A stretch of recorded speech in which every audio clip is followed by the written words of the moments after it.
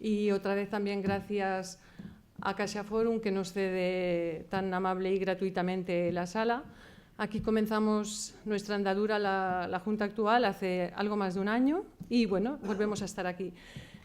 Tenéis en la pantalla las presentaciones de hoy. Como veis, la primera era la que nos iba a hablar el doctor Bestar, que en último momento han surgido compromisos ineludibles que tenía en presidencia y no ha podido asistir. Pero tenemos dos invitados de excepción, el doctor Morales, Ángel Morales, que ya lo conocéis, bueno, la mayoría lo conocéis porque estuvo aquí en el primer debate que tuvimos, que es el jefe de sección de abdomen del Hospital Nuestra Señora de Aránzazu ¿lo digo bien?, de Donostia. Hospital Donostia. Hospital Donostia. Y es con dedicación a lo tengo que leer porque es varias cosas. Se dedica al área de abdomen, calidad y gestión del riesgo asistencial en radiología y, como él mismo dice, estudioso de temas de radiología legal. Es autor de numerosos artículos y trabajos sobre gestión y calidad, información al paciente, peligros legales de la externalización de la radiología, etcétera. El doctor Javier Rodríguez Recio, que es el jefe de servicio de radiología de Segovia, del complejo asistencial, es autor, entre otros artículos, de uno que salió en la revista Radiología, que muchos habréis leído ya, Teleradiología en la urgencia, oportunidad y amenaza, y en el 4º Congreso Virtual de Radiología de noviembre tenía una conferencia que yo escuché atentamente, que es Buenas prácticas en teleradiología. A los dos, muchas gracias por haber aceptado nuestra invitación. Los temas yo creo que son de sumo interés: defenderse de la medicina defensiva y gestión racional de la radiología. Son temas con los cuales lidiamos a diario los radiólogos. Yo no tengo nada más que decir, así que cedo la palabra al doctor Morales.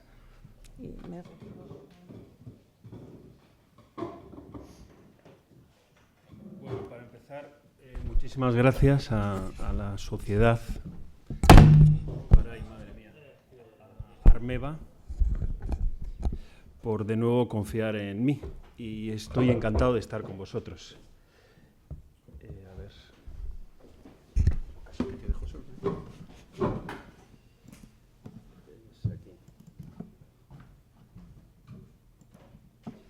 Bueno, a mí me ha tocado hablar, me han dado este título, ¿no? Defenderse de la medicina defensiva, aspectos legales para el radiólogo, ¿no?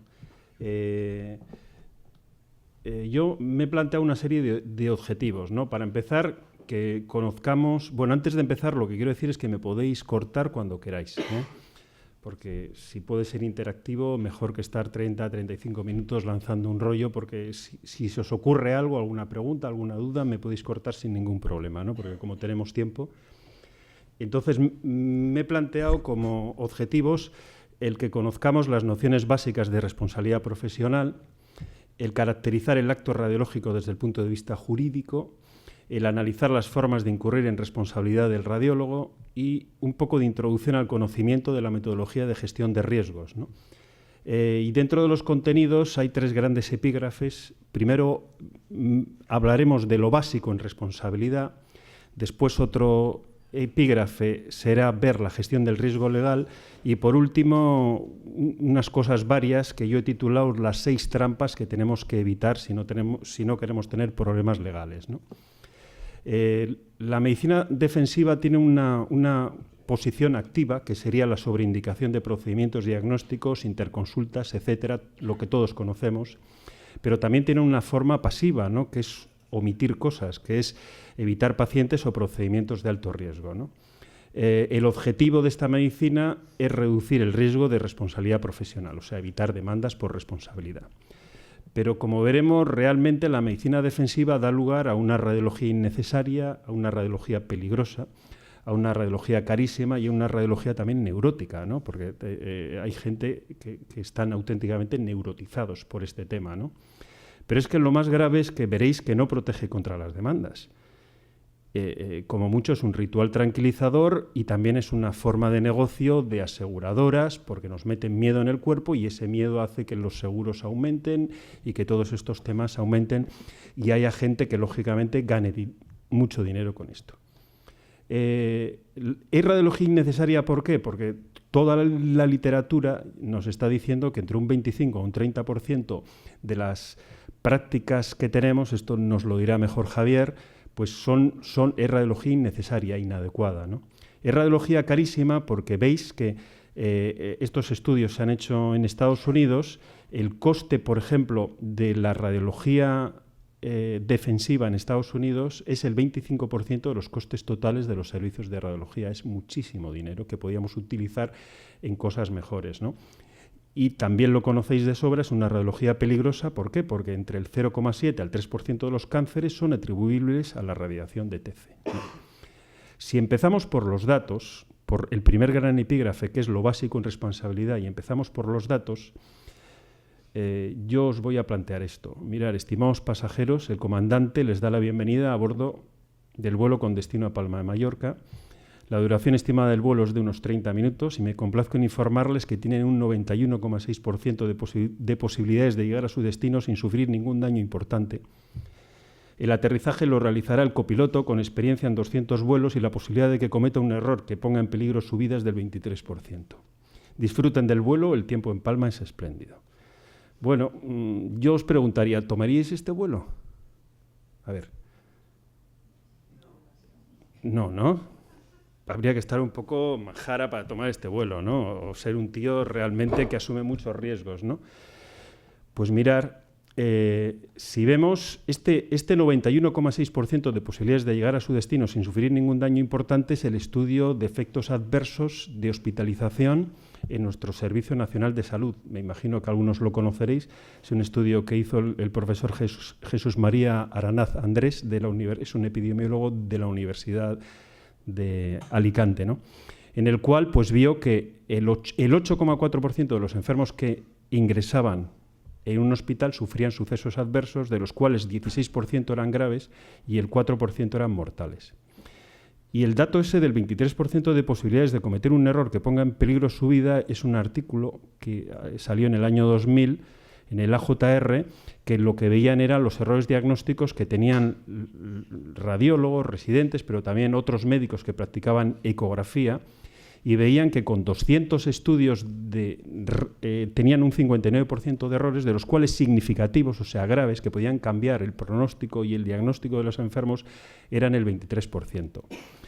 Fijaos, ahora que está tan de moda esto de que cursos de fin de semana y que los médicos de familia se compran aparatos y empiezan a hacer exploraciones, ¿no? Pues bueno, estos copilotos, fijaos la cantidad de errores diagnósticos que cometen simplemente por no tener una suficientemente información, ¿no? Si esto lo traslado a mi hospital, que es un hospital grande de 1.100 camas, vemos que tenemos 48.000 ingresos, ¿no? Y tenemos 4.032 efectos adversos, según este estudio, de los cuales 121 son en rayos, graves son 645, en rayos 19, y muertes 177, en rayos 5. La literatura nos dice que de estos efectos adversos el 43% son evitables. O sea, si hacemos una buena gestión de estos riesgos los podemos evitar. Y el 57%, hagamos lo que hagamos, son inevitables, lamentablemente. Y de los evitables, el 28% se puede considerar negligencias. Por tanto, en mi servicio de radiología, pues podríamos evitar 2 muertes, por ejemplo, y muchos efectos adversos graves, si hiciésemos una buena gestión. Si vemos qué es lo que está pasando en el Sistema Nacional de Salud, esto es antiguo, es de hace 5 o 6 años, me lo pasaba el doctor Francisco Martínez López, que era el jefe de la asesoría jurídica del INSALUD. Lo que pasa es que ahora, como tenemos prácticamente todo transferido, ya no hay datos, ¿eh? Yo tengo datos de Osakidecha, pero no del Servicio Nacional de Salud. Veíamos que la radiología tenía el 3% de todas las demandas de responsabilidad del Sistema Nacional de Salud. Como veis, es muy poco comparado con la trauma, el 17%, la GIN el 16%, cirugía general 9% y medicina de urgencias con el 9%, ¿no? Destaco aquí que de ese 9% el MIR está metido el 85%. Los residentes, y esto es simplemente por falta de supervisión, ¿no? Pero fijaos que en Estados Unidos, en la misma fecha, el número de demandas que tenían los radiólogos en Estados Unidos era el 6%, y estaban los sextos. Esto simplemente porque los radiólogos allí tienen, primero, más responsabilidad, segundo, más visibilidad y tercero, informan todo.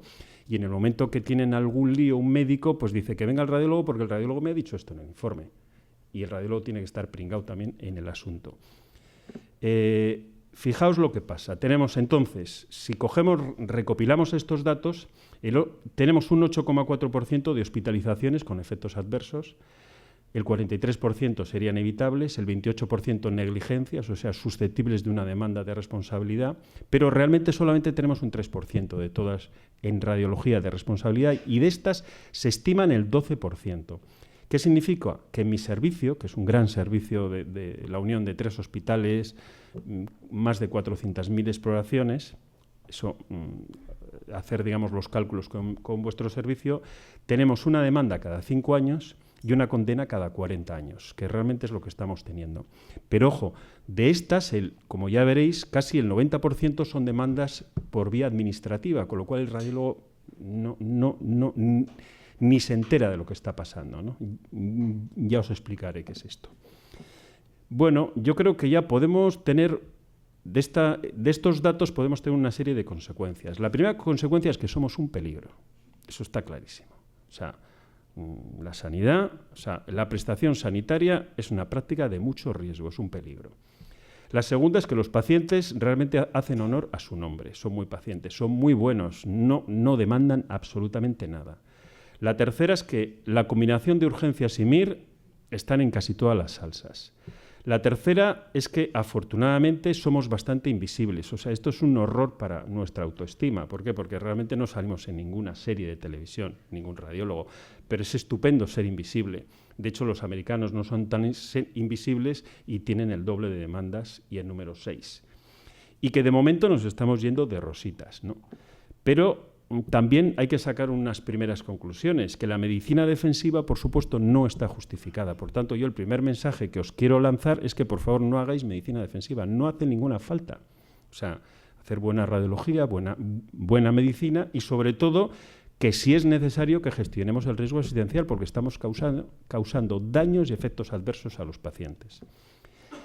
Si vemos los conceptos, que me imagino que los sabéis, pero vamos a verlos, ¿no? Esta diapositiva es un esquema modificado de una idea original de este profesor José María Aranaz Andrés, que es el de los estudios de efectos adversos en el Sistema Nacional de Salud, ¿no? Si vemos un efecto adverso, ¿qué es? Un efecto adverso serían todos estos, sería todo resultado no intencionado ni deseado que causa un daño efectivo en el paciente, ligado o producido a la condición de la asistencia sanitaria y no de la enfermedad, porque entonces estaríamos ante complicaciones de la enfermedad. Los efectos adversos, recordar, hemos visto que algunos son evitables, son los que tenemos que evitar, y otros, hagamos lo que hagamos, son inevitables. Por ejemplo, una reacción adversa. Yo hago una buena gestión de la seguridad al meterle una inyección de contraste, no tiene antecedentes, no me consta, no tiene insuficiencia renal, no toma metformina, pero el señor tiene un shock anafiláctico. Yo lo trato al instante, llamo a cuidados intensivos, lo reaniman y fallece. Pues bueno, eso es una reacción adversa y es un efecto adverso inevitable, ¿no? Hay sucesos adversos que son las complicaciones, que son derivadas, digamos, de la enfermedad, o sea, no efectos adversos, y después tenemos lo que yo creo que es un chollo, que son los incidentes, los casi errores, esto que está en este color, porque es un hecho que no descubierto o corregido a tiempo podría haber implicado daños en el paciente. Yo resulta que le hago una punción, un drenaje muscular de un hematoma a un señor y resulta que se me ha olvidado pues, el test de coagulación y resulta que tenía la coagulación por los suelos, pero afortunadamente no le pasa nada. Bueno, es un error, es un casi error, es un incidente, pero es un tesoro. Eso es un tesoro porque es una oportunidad de analizar por qué ha pasado esto y que no vuelva a ocurrir. Si vemos ya un poquito el acto radiológico desde el punto de vista legal y empezamos por la responsabilidad legal, vemos que el concepto de responsabilidad viene de un latinajo que se llama respondere, que significa responder. Tenemos responsabilidad cada vez que un sujeto de derecho, nosotros somos sujetos de derecho, estamos obligados a reparar, responder por el daño sufrido a otro. Y la responsabilidad profesional sería la obligación de responder, reparar o compensar los daños producidos en el curso de nuestra actividad profesional como radiólogos, ¿no? Si vemos los elementos de la responsabilidad profesional, que son muy fáciles de entender, primero tenemos un acto radiológico, ¿no? Cualquier cosa que hagamos, un acto diagnóstico o terapéutico. Para que haya responsabilidad profesional tiene que haber un daño efectivo y cuantificable. Por tanto, sin daño podemos tener un incidente, pero no tenemos ningún tipo de responsabilidad.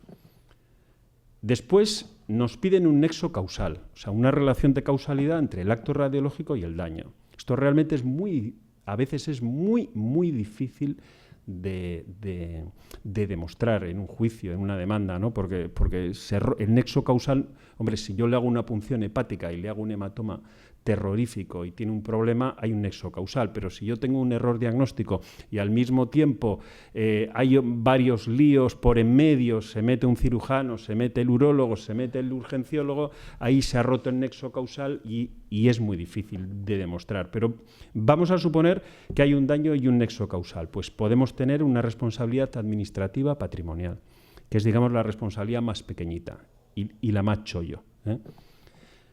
Si tenemos el tercer elemento, que es la culpa es el error de conducta que no habría cometido un radiólogo medio colocado en la misma situación objetiva que el autor del daño. Puede ser por acción, he hecho algo que no debía hacer, o bien por omisión, no he hecho lo que debía, ¿no? Y encima tiene que haber infracción de normas, reglamentos y protocolos, ¿no? Pues si hay culpa, puedo tener una responsabilidad civil o una responsabilidad penal.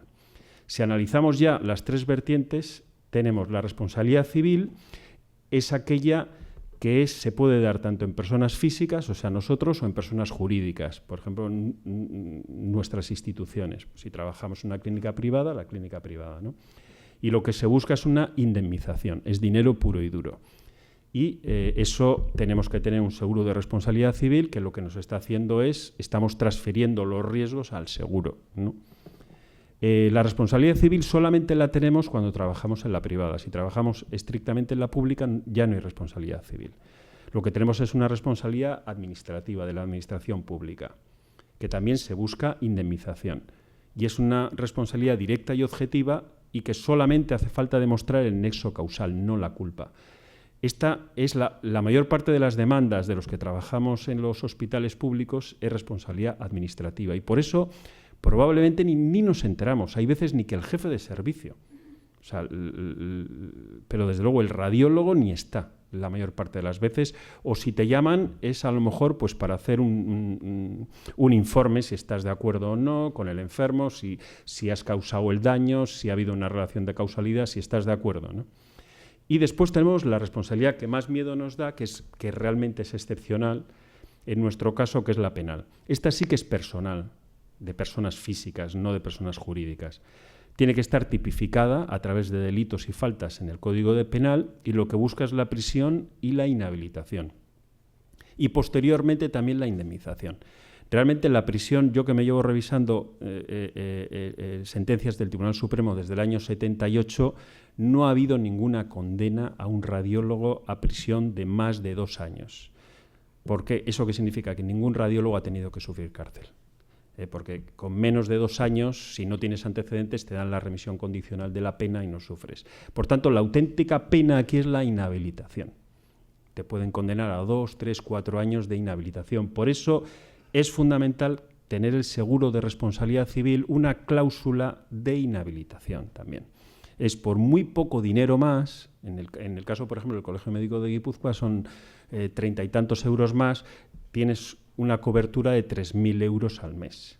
Con lo cual, pues bueno, si te condenan 2 años de inhabilitación, por lo menos no estás perdiendo renta, ¿no? O no pierdes tanta renta como... Bueno, resumiendo, la penal lo que busca es dinero, inhabilitación, cárcel. La cárcel es excepcional. La civil, indemnización, dinero, y la administración y la administrativa, dinero, ¿no? Fijaos, estas son las demandas que ha habido en el Servicio Vasco de Salud Osakidecha en el 2010. En el 2010 hubo 286 demandas. Ya veis que están disminuyendo porque las pierden casi siempre. Y como las demandas cuestan dinero, solamente demandan lo que ellos creen que puede llegar a puerto, ¿no?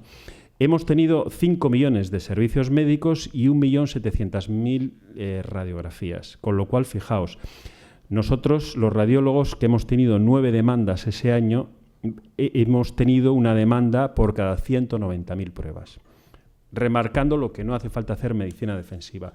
Pero es que, además, el 93% son por vía administrativa y 7% por vía penal.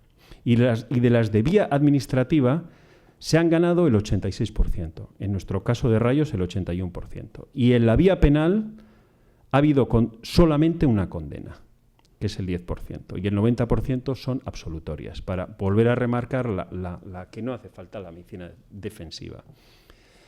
Si analizamos rápidamente cuáles son los criterios jurídicos del acto radiológico, vemos que el acto radiológico se asienta en 3 pilares. El primero, la indicación médica. La indicación médica es el presupuesto inicial y desencadenante del acto radiológico. Sin indicación médica podemos tener un acto de medicina defensiva, un acto de medicina de complacencia, un acto de medicina ritual, de lo que queráis, de medicina de experimentación, de entrenamiento, pero nunca de auténtica medicina, ¿no? La justificación, que os hablará Javier, es, digamos, nuestra parte. El plus que tenemos los radiólogos en la indicación médica es una obligación legal. Tenemos la necesidad de justificar las exploraciones, sobre todo exploraciones que tengan alta radiación, ¿no? El segundo pilar es que esto lo tenemos que hacer con la Lex Artis. La Lex Artis es un concepto jurídico difícil de entender. ¿Por qué? Porque cada acto radiológico es una ley, ¿no? Es la forma que tienen los jueces de juzgarnos, y para eso, como se basan en el principio de contradicción, llaman a un perito que dice A, llaman al otro perito, dice B, llaman al médico forense que dice menos C, y al final se salen por la tangente. Por eso es fundamental en la Lex Artis que tengamos normas, protocolos, procedimientos normalizados de trabajo, etc. La Lex Artis es muy buena. ¿Por qué? Porque siempre nos juzgan con lo que había hecho un radiólogo medio en análogas circunstancias. Por ejemplo, si yo tengo un error diagnóstico a las 5 de la mañana, me tienen que juzgar poniéndose en mi piel a las 5 de la mañana con un radiólogo medio. O sea, yo no puedo juzgar, hacer un peritaje. No, es que ha metido la pata, sí, pero ha metido la pata, pero era a las 5 de la mañana. Y si se ha comido trombos subsegmentarios, pues yo también me los hubiese comido, y Benjamin Felson si es que hubiese visto esto, ¿no? O sea, entonces no podemos juzgar estando tranquilamente a las 10 de la mañana o 11 con el café. Y el consentimiento eficaz. El consentimiento eficaz es realmente fundamental. Mira, por eso esto os lo he grabado en piedra. No solicitar el consentimiento infringe per se la Lex Artis y genera siempre responsabilidad. De hecho, yo que colaboro con el Colegio de Médicos de Guipúzcoa en asesorías, ¿no? Estas son demandas por vía civil y administrativa. Pues bien, de todas las demandas, el 88%, ¿ves? Algo parecido a lo que os he enseñado por norma general, se desestiman, y el 12% de las que se estiman, no las penales, administrativas y civiles, el 92% es por falta de consentimiento o por defecto en no informar de los riesgos. O sea que fíjate qué fácil es, simplemente haciendo bien el consentimiento informado, ya prácticamente nos quitamos cantidad de demandas y problemas. Pero es que además, esta es la cara que se me puso a mí cuando leo la letra pequeña de mi póliza de seguro de responsabilidad civil del Colegio de Médicos, y veo que en el número 23 dice: queda excluida del seguro la responsabilidad civil, derivada de la actuación del asegurado que no haya recabado por escrito el documento informado en cualquiera de los supuestos establecidos en la ley. ¿Qué significa eso? Que si yo no he hecho el consentimiento informado bien hecho, no me cubre el seguro, mi seguro. O sea, pago con mi patrimonio. Joder. O sea que por eso lo he grabado en piedra. Con respecto a la naturaleza jurídica, ya siguiendo, ¿no?, con el análisis jurídico del acto radiológico, tiene un carácter bifronte. Por una parte es un contrato de obra y por otra parte es un contrato de servicios. Estos son conceptos muy fáciles de entender con un ejemplo. Mirad, yo quiero alicatar mi cocina. Siempre pongo el ejemplo de alicatar la cocina. Y esto es un contrato de obra. El alicatador se puede tirar 2 meses haciéndolo, trabajando 20 horas, no duerme, pero después se me cae las baldosas de la cocina y genera responsabilidad siempre. ¿Por qué? Porque se obliga a un resultado. El Tribunal Supremo, ¿qué ha dicho de radiología? Que tenemos un contrato de obra, tenemos una obligación de resultado con la imagen, con la calidad de imagen, y que la técnica incorrecta siempre genera responsabilidad. Esto es en temas civiles y administrativos, no en temas penales. Y el contrato de arrendamiento de servicios, yo tengo una demanda, contrato a un abogado, lo único que le tengo que pedir es que, por favor, se estudie mi caso, los plazos, no incumpla plazos, haga la defensa mejor que sepa y que pueda, pero no me puedo asegurar que me vayan a absolver o me vayan a condenar, ¿no? Pues a los radiólogos y a los médicos igual, por eso se llama una obligación de resultado. Y por eso el informe radiológico y los procedimientos que hacemos no es una obligación de resultados, sino de medios, ¿no? Y el error diagnóstico y las complicaciones solamente generan responsabilidad si infringen la lex artis, o sea, esas normas, procedimientos, protocolos, buenas prácticas del radiólogo medio. Mirad, esto es un caso de hace 2 o 3 años que hemos tenido que pagar, y yo creo que muy bien pagado Osakidetza. Es un paciente joven que tuvo un accidente de coche, se fue a un hospital comarcal, al Hospital Comarcal de Zumárraga en primera instancia, tuvo un traumatismo craneoencefálico y le hicieron esta horrible portátil. Y bueno, le trasladan, como tenía un traumatismo craneoencefálico, le trasladan al Hospital Donostia, que hay neurocirugía, cuidados intensivos, y allí al día siguiente va muy bien, le despiertan y cuando le despiertan ven que está tetrapléjico, no mueve absolutamente nada. Le hacemos un escáner y tiene esto. ¿Qué es lo que había pasado? ¿En dónde está la C6, la C7? Pues lógicamente el informe fue favorable y a este chico, a la familia de este chico le han indemnizado, yo creo, con toda justicia, ¿no? O sea, recordar, la técnica incorrecta siempre genera responsabilidad, ¿no? ¿Qué pasa con el error diagnóstico? Pues con el error diagnóstico pasa que los jueces son muy buenos, porque ellos también se equivocan, son humanos y saben que los humanos cometemos errores y somos falibles. Y ellos, el Tribunal Supremo, habla de un error simple, excusable, que no constituye mala práctica, es lo que llama el error humano científico, y un error negligente, inexcusable, punible, que es el que te condenan, ya sea por vía civil o por vía penal, ¿no? Pero realmente las condenas por vía penal por error diagnóstico son brutales las que hay, pero son brutales de este tipo. Yo pongo esto en plan de broma, ¿no? Es que el juez le pregunte al radiólogo, ¿usted informó este TAC normal? ¿Me puede decir que es esta bola negra y esta bola blanca que hay aquí? O sea, el Tribunal Supremo habla de desconocimiento básico de su propia ciencia, de que patentizan una completa ignorancia, que constituyen un error grueso, etcétera. Y por último, dentro del acto radiológico, y ya voy a ir ya más rápido, tenemos una serie de garantías y obligaciones que son, digamos, una serie de garantías del enfermo y obligaciones del radiólogo que están, digamos, legalmente protegidas, que son todas estas que yo creo que ya las conocéis, ¿no? Garantizar la justificación de la prueba con la menor dosis posible para el paciente, con la obtención de imágenes de buena calidad técnica, con la obtención de imágenes de buena calidad diagnóstica, con el informe correspondiente, posteriormente ya hablaremos de esto, asegurando el derecho a información y el consentimiento, dentro de todo esto con el aseguramiento de la calidad dentro del programa de garantía de calidad, del Real Decreto de Calidad, y con el control y supervisión del personal colaborador y del MIR, ¿no? Una vez que hemos hecho esto, hablando un poco de lo básico en responsabilidad, vamos a hablar un poco de la gestión del riesgo legal. Mirad, gestionar el riesgo legal es igual a la gestión del riesgo asistencial. Si nosotros no hacemos daño, no tendremos nunca un litigio. Por tanto, ¿cuál es la mejor forma de evitar demandas por responsabilidad? No hacer daño a los enfermos, no causarle daños efectivos a los enfermos. Así de claro. ¿Por qué? Porque el proceso sanitario, fijaos, estos son sucesos adversos por unidades de actividad y estos son procesos peligrosos, seguros y de alta seguridad. Hemos venido en el avión y realmente la aviación civil es un procedimiento de altísima seguridad. El número de sucesos adversos por unidades de actividad es millones, es de 1 de cada 100 millones. Sin embargo, hemos visto que el proceso sanitario tiene entre un 3 a un 16% de sucesos adversos. O sea, es un poquito menos peligroso que el montañismo. Realmente, si nosotros fuésemos una compañía tipo Iberia, Alitalia, estaríamos cerrados. Nos habrían cerrado hace muchos años. Menos mal que somos sanitarios, ¿no? Y somos necesarios. Por eso tenemos que aprender de sistemas de alta seguridad, ¿no?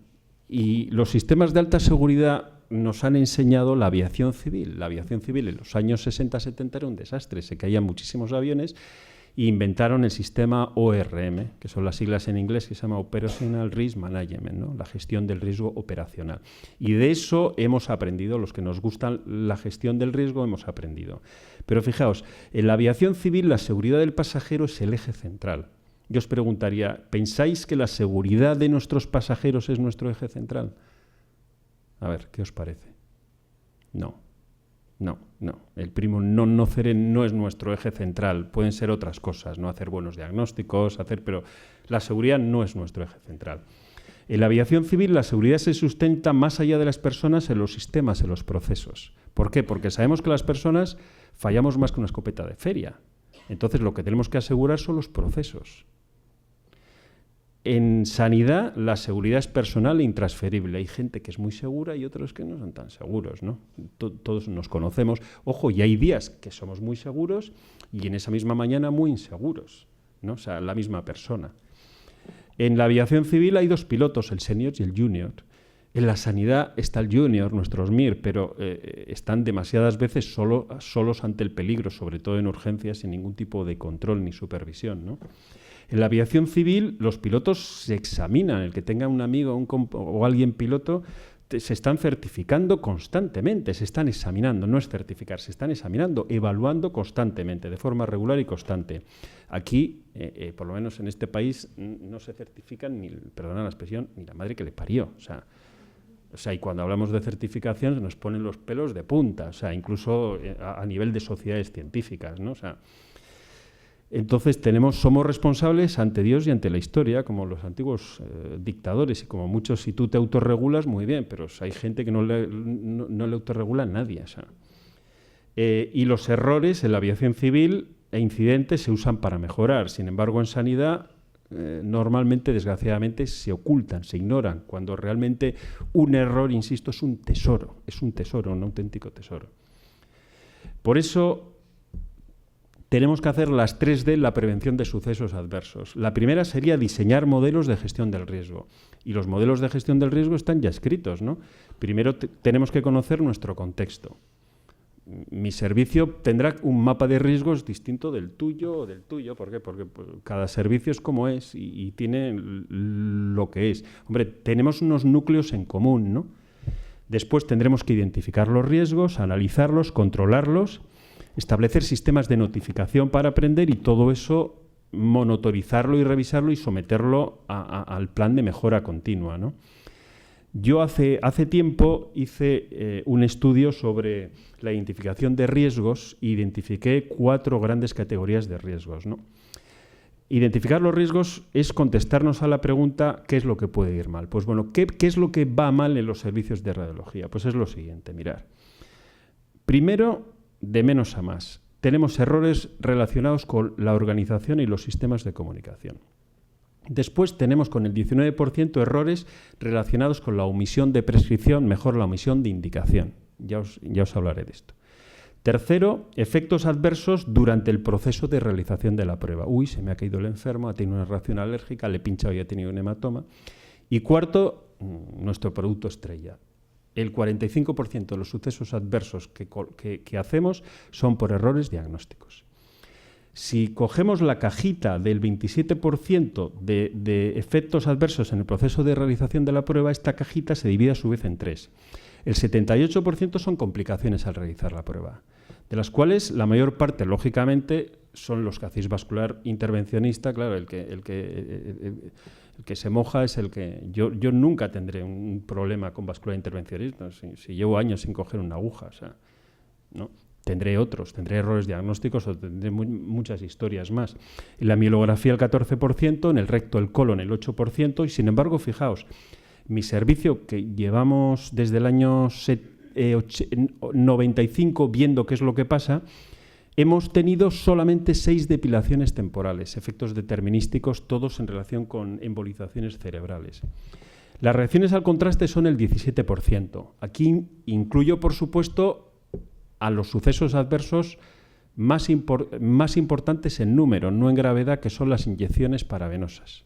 Hoy por hoy, por lo menos en mi servicio, la mayor parte de las reacciones las tenemos en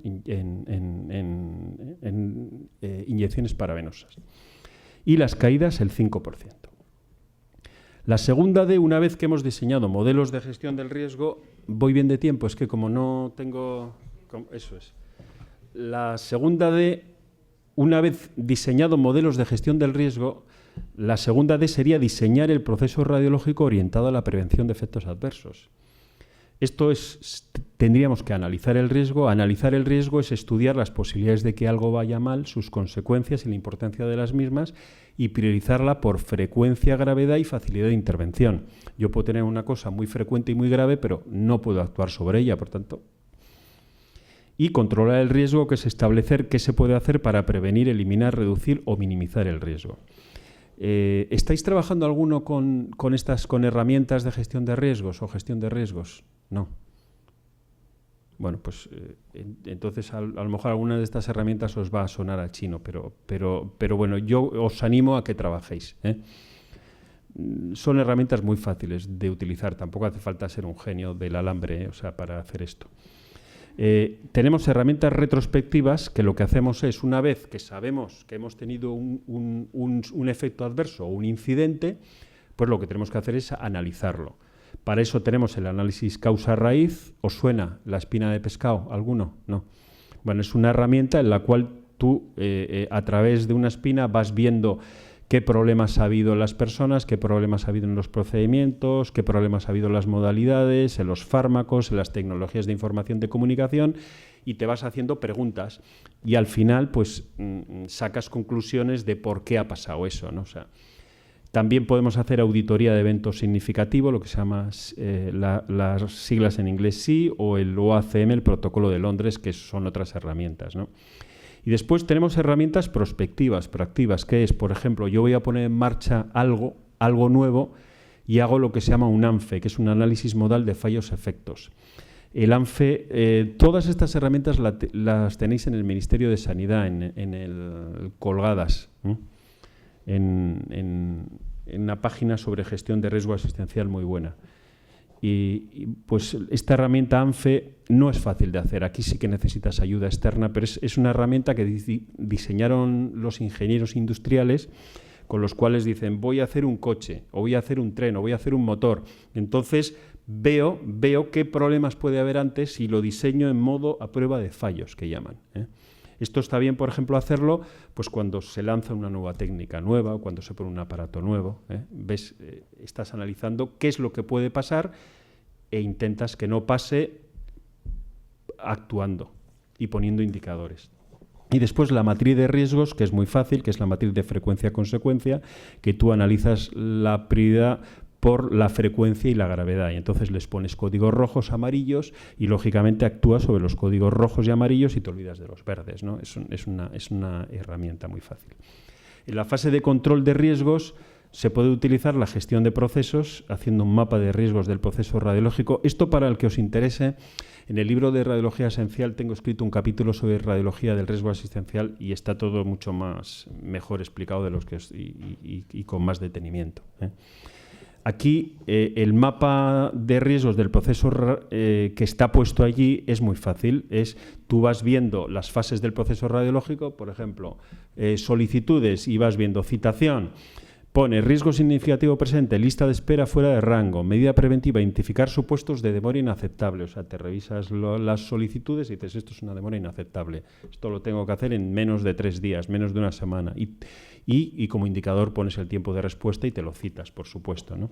Y después el ANFE, el famoso ANFE, esa herramienta de ingeniería, también es una herramienta de control de riesgos porque te da soluciones, ¿no? La otra D sería diseñar procedimientos que hagan visibles los errores e incidentes, ¿no? Aquí lo que hay que hacer son sistemas de notificación. Nosotros tenemos una página web que registramos las incidencias, ¿eh? Y la gente va poniendo, he tenido una incidencia, y no hace falta que puede ser perfectamente anónima, o puedes poner tu nombre. Y después tenemos un comité de seguridad en el servicio, que somos 8 personas, y analizamos eso y tratamos de que no vuelva a ocurrir, rediseñando el proceso, etcétera, ¿no? Para mí los sistemas de notificación son importantísimos, sobre todo los errores diagnósticos. ¿Por qué? Porque la pregunta es qué hacer cuando ocurre un error. Lo que hay que hacer es revelarlo, analizarlo y no ocultarlo. ¿Por qué? Porque lo más importante, nosotros no somos jueces, ni tenemos que juzgar nada. Lo más importante cuando surge un error no es quién. A mí me importa un pepino quién ha sido, nunca pregunto quién ha sido. Es más, puede ser absolutamente confidencial, porque esto tiene que ser voluntario, confidencial y no punitivo. Lo importante es saber qué ha pasado, cómo, cuándo, dónde, por qué ha pasado y qué hacer para que no vuelva a ocurrir. Ya para finalizar rápidamente las 6 trampas a evitar, ¿no? Ya en plan práctico. Bueno, pues las 6 trampas a evitar, estas 6 trampas son, digamos, cosas después de leerme todas las sentencias del Tribunal Supremo de Radiología, ¿no? La primera sería prohibidos los calentones a la hora de rechazar solicitudes urgentes. O sea, ya sabemos que son unos calentones increíbles y sobre todo si son por la noche. Bueno, pues prohibidos. Prohibidos porque tenemos el riesgo de omisión de indicación. Recordar que es el 19% de todos los sucesos adversos. ¿Qué pasa aquí? Que el diagnóstico se basa en la indicación de un estudio radiológico que no se solicita o se rechaza y la consecuencia de esta omisión es un daño efectivo en el enfermo. Entonces, ¿qué es lo que hay que hacer? La justificación la podemos hacer de la mala forma, ¿no? Una justificación individual, ex post. Esto lo dirá mucho mejor Javier. Aquí entramos en el cuerpo a cuerpo con el clínico. Encima, si ese cuerpo a cuerpo es con calentón, en urgencias, y con el principio de asimetría de la información, o sea, estamos tomando decisiones sin tener suficiente información, podemos fastidiarla, y encima con estrés, preocupación, cansancio. La justificación tiene que ser genérica, o sea, ex ante, antes. Tenemos que tener establecidos por escrito criterios de denegación, a través de protocolos, guías, procedimientos de trabajo, que tienen que estar pactados y evaluados, porque un protocolo no sirve para nada si no está pactado ni evaluado. Nosotros, por ejemplo, con urgencias tenemos 7 protocolos normalizados de trabajo y de indicación. El más importante es el de TAC craneal, que lo hicimos hace 4 años. Al que le interese, yo os mando todos, os los colgáis porque creo que están bien. Pero tienen que estar pactados y irlos evaluados. Y cuando hay un problema de una justificación individual, me lo pasan a mí por la mañana o a otro jefe de sección y nosotros lo peleamos. Nos encargamos de pelearlo, pero lo peleamos sin calentones. Oye, ¿esto por qué lo habéis pedido? Esto no puede ser esto. Ya hay varios, tenemos que hacer un protocolo, hay que pactar cómo hacer esto. Bueno, la segunda trampa a evitar es tenemos que identificar correctamente a pacientes y exploraciones en todas las fases del proceso radiológico. Nosotros, desde que hemos puesto los PACs, tenemos una cantidad de errores de identificaciones. Bueno, cantidad no, son muy pocos, pero los pocos que son nos están dando unos problemas de cabeza terroríficos. Es lo que llamo yo la radiología del lado equivocado, la radiología del paciente equivocado y la radiología del sitio equivocado. Por supuesto, recordar que ese 9% de temas relacionados con organización y comunicación. La casuística es enorme. Quizás la más importante sea esta, pero hay otra también muy importante, que es que cuando tengamos un hallazgo urgente o inesperado lo tenemos que notificar, porque ya los médicos con los PAC ya no tienen esa trazabilidad, por lo menos en mi hospital, ¿no? Y ese enfermo, al cabo de un mes y medio resulta, joder, pero si tiene un naneo en el pulmón, si tiene una masa en el pulmón, o si se le ha visto una lesión focal sólida en el riñón, y lleva 2 meses, pues bueno, hemos tenido demandas por esto, Por tanto, hay que identificar al paciente siempre antes de realizar una exploración radiológica, durante y después, y a la hora de informar. La tercera trampa es que no hay que ser valiente, hay que ser fiable y prudente. Eso de que nos dicen, y esto está en relación con ese 78% de complicaciones al realizar la prueba, que es ese 27% de sucesos adversos durante el procedimiento radiológico, ¿no? Una de las cosas que más me saca de quicio es ver a algún compañero, a algún residente, de estos ya de R3, R4, que se creen que van de sobraos, ¿no? A todos nos ha pasado, que dicen, es que hay que ser valiente. Digo, no, tú no tienes que ser valiente. Si tú quieres ser valiente, te vas y te tiras, haces puenting, haces lo que te da la gana. O sea, lo que tenemos que ser es fiables y prudentes. ¿Por qué? Porque de ese 78% de complicaciones al realizar la prueba siempre es por dos cosas en el Tribunal Supremo. Al introducir técnicas o procedimientos nuevos, la N, o realización de un procedimiento por un radiólogo no adecuadamente capacitado para realizarlo. Casi siempre un residente sin supervisión o con poca supervisión. Por tanto, es la curva de aprendizaje. Lamentablemente no tenemos sistemas de certificación, acreditación, privilegios. Yo el miércoles, después de este viaje, que me lo voy a pasar muy bien, a lo mejor pierdo el norte, me meto en la sala de neurovascular y embolizo la cerebral media sin nadie me dice nada, ¿no? Es que es así, o sea, cualquiera de nosotros puede hacer lo que quiera. ¿Por qué? Porque no tenemos estos sistemas. Lo único que tenemos es sistemas de autorregulación, ¿no? La cuarta trampa a evitar sería el diagnóstico. Con el diagnóstico siempre tropezamos con las mismas piedras. Mirad, el error diagnóstico con el 45% de sucesos adversos es nuestro producto estrella. Nuestro problema es que no tenemos un modelo de error diagnóstico. Yo os voy a proponer uno. Que no existe una medición objetiva del error en radiología. Si yo os preguntara qué tasa de errores diagnósticos tenéis, ¿sabéis alguno qué tasa de errores diagnósticos tenéis? ¿Y en vuestro servicio qué tasa de errores diagnósticos tenéis o en vuestra sección? Yo tampoco, o sea que no. ¿Pero por qué? Porque es que no hay forma de saberlo, o sea, no es difícil, porque podíamos hacer correlación anatomoradiológica si pudiésemos cruzar los diagnósticos ACR, si pudiésemos tener capacidad de codificarlos y cruzarlos con el FI9, ¿no? Pero no. Hombre, yo sí puedo estudiar las diverticulitis, que las he estudiado, y conozco la tasa de errores diagnósticos o problemas que hay, pero porque he estudiado ese caso concreto con 50 diverticulitis, pero poco más, ¿no? El problema es que tampoco hay indicadores fiables y fáciles de recoger, ¿no?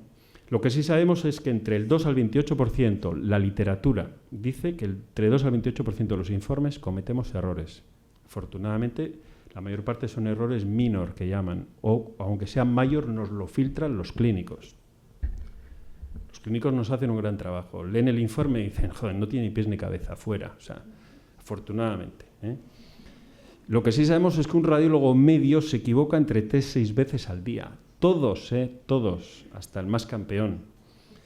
Y los tipos de errores más frecuentes adoptan un perfil similar. Yo este es el modelo de error diagnóstico que os propongo, que es el modelo de inteligencia artificial, ¿no? Que es, de hecho, la inteligencia artificial lo primero que va, lee, después analiza, interpreta y después responde, ¿no? Nosotros tenemos, digamos, errores del subsistema perceptivo, que son los errores de percepción, el falso negativo, con el 60%, es el error más peligroso porque nos lo tragamos. Del subsistema cognoscitivo, errores cognoscitivos, los falsos positivos, decimos algo que es una enfermedad y no es una enfermedad, es una variante normal o es un artefacto, nos lo hemos inventado, y errores de valoración. Y con menos del 1%, errores motores que son muy fáciles de obviar porque son los errores de derecha, izquierda, localización, transcripción, ¿no?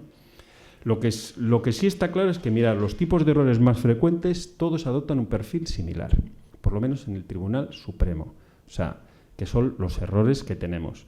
Yo, en plan de broma, que no es ninguna broma, digo que como he aprendido más radiología es leyéndome las sentencias del Tribunal Supremo, casi tantas como los libros de radiología. Mirad, ¿por qué? Porque estas son nuestras demandas, son siempre las mismas. Si fuésemos capaces de actuar con esto bien y de enseñar bien a los residentes, mirad, tenemos en los procesos de cuerpo-extremidades tenemos el dolor abdominal, aneurisma de aorta, casi siempre todos los que han ido en el Tribunal Supremo, absolutamente todos, son errores diagnósticos con cólicos nefríticos. Que el radiólogo no ha mirado la aorta, o si ha mirado la aorta no le da importancia, porque como venía por cólico nefrítico, ¿no?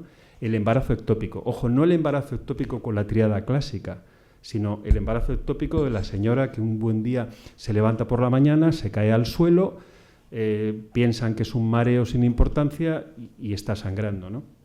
La torsión testicular en pediatría, la apendicitis aguda retrocecal en pediatría y la epiglotitis en pediatría.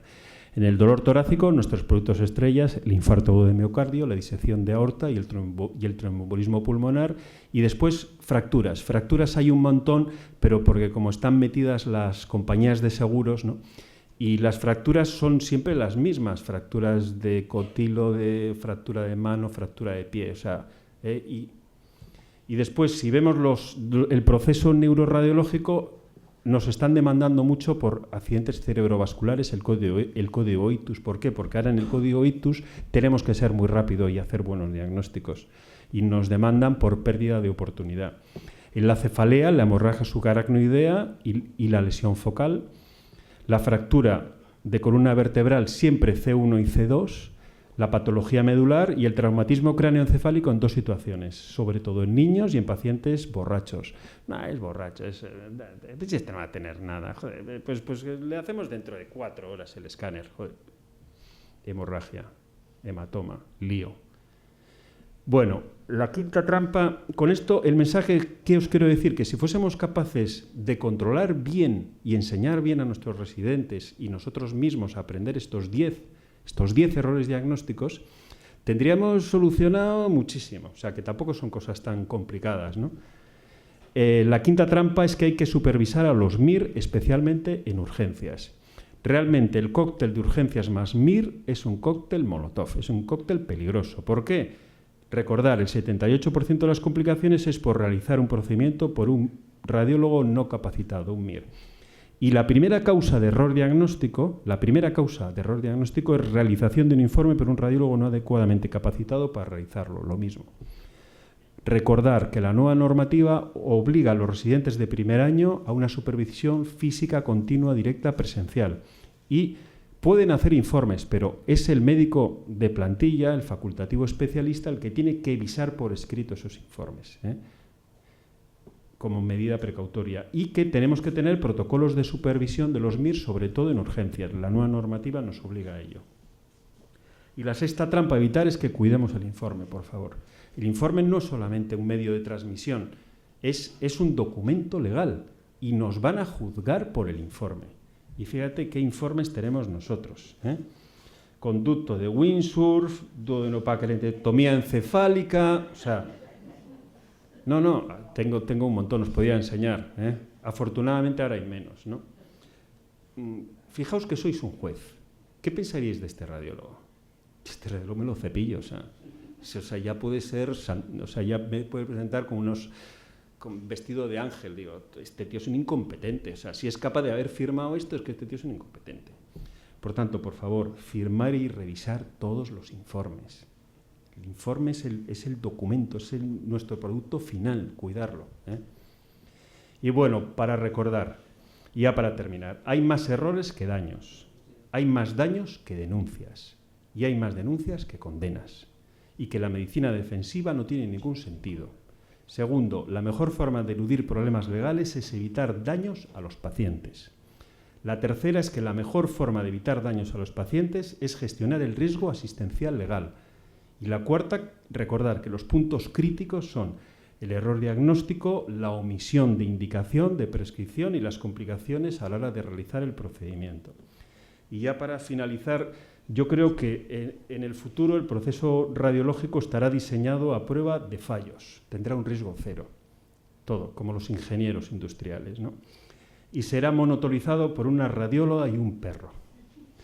La radióloga es fácil, ¿no? Porque yo creo que dentro de unos años, cuando alguien investigue qué es lo que ha pasado a finales del siglo XX y comienzos del XXI, dirá, hubo una extraña práctica administrativa que se llamaba nota de corte, que hizo que los radiólogos masculinos desaparecieran, ¿no? El perro, bueno, el perro estará allí para morder a la radióloga si se le ocurre tocar algo. Bueno, gracias y si queréis después...